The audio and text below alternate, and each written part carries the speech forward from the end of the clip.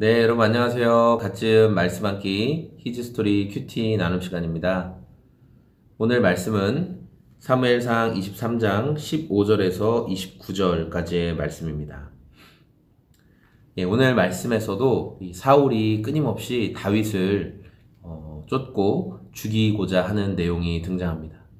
그런데 그런 여러 가지 위기의 상황 속에서 하나님이 다윗을 보호하시고 하나님의 손이 이 다윗을 붙들고 계시는 것을 우리는 말씀을 통해 발견할 수가 있습니다.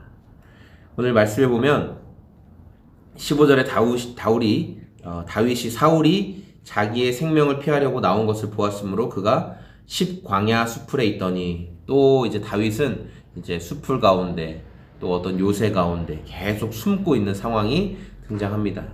그런데 다윗이 이곳에 있다라는 것을 이 요나단이 알게 되었고, 요나단이 다윗을 찾아가서 다윗을 격려하고, 어떻게 격려했냐면은 17절에 아버지 사울의 손이 너에게 미치지 않을 거다. 그러니까 아버지가 너를 죽이지 못할 것이고 네가 이스라엘의 왕이 되고 나는 네 다음이 될 것이다.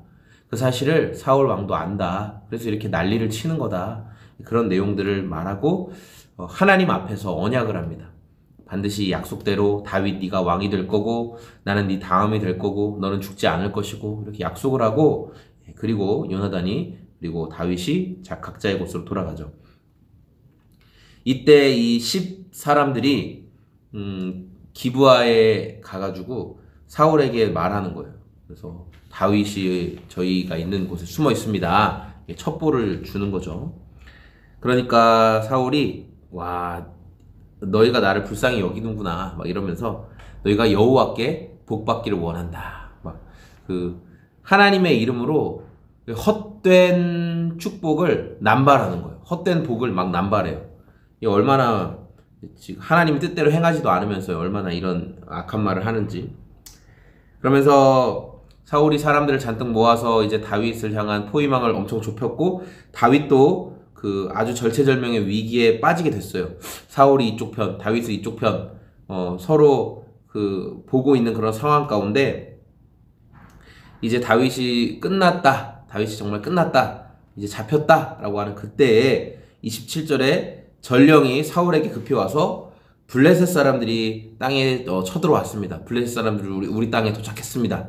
막 이런 급한 전령을 날리는 거예요. 그래서 사울이 다윗 쫓기를 포기하고 다시 이제 그 전쟁을 막기 위해 가는 내용이 오늘 말씀 가운데 등장을 하게 돼요. 저는 오늘 말씀 가운데서 먼저는 그 순간순간 끊임없이 도우시는 하나님의 손길을 발견하게 됩니다. 하나님께서 사실 어떻게 보면 의로운 핍박이라고 할 수 있잖아요. 다윗이 굉장히 의롭게 핍박을 받고 있는 거죠. 뭐 사울에게 죄를 지어서 지금 도망다니는 건 아니잖아요. 그런데 그런 상황 가운데서 하나님이 요나단을 통해 격려해 주시고, 그리고 말씀에 보면 어떤 말씀이 나오냐면은 25절에 사울과 그의 사람들이 찾으러 온 것을 어떤 사람이 다윗에게 아뢰니. 자꾸 왜 다울이라고 하죠? 다윗과 사울의 합성어 다윗에게 아뢰니. 그러니까 이름이 기록되어 있지 않아 어떤 사람, 뭐 다윗의 정탐꾼일 수도 있을 것이고, 뭐 어쨌든 다윗과 연락이 되는 사람이겠죠. 그러니까 어떤 사람이 다윗에게 이런 걸 자꾸 알려주는 거예요. 도망갈 수 있도록. 이름이 알려지지 않은 어떤 사람은 곳곳에서 계속 등장하는데, 하나님이 이렇게 어떤 내가 대수롭게 생각하지 않은 어떤 대상들을 통해서 나에게 깨달음을 주시기도 하고, 그리고 하나님의 손길을 경험하게 하신다는 사실을 오늘 말씀을 통해 발견하게 되었어요.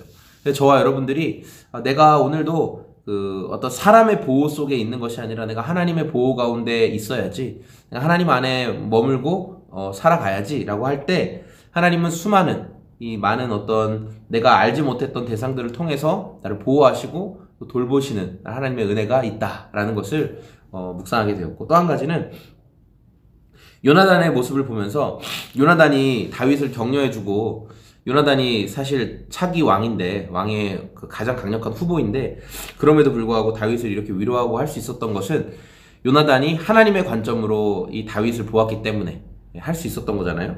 그러니까 우리가 주변 사람들을 하나님의 관점으로 바라볼 수 있는 훈련을 계속 해야 된다는 거예요.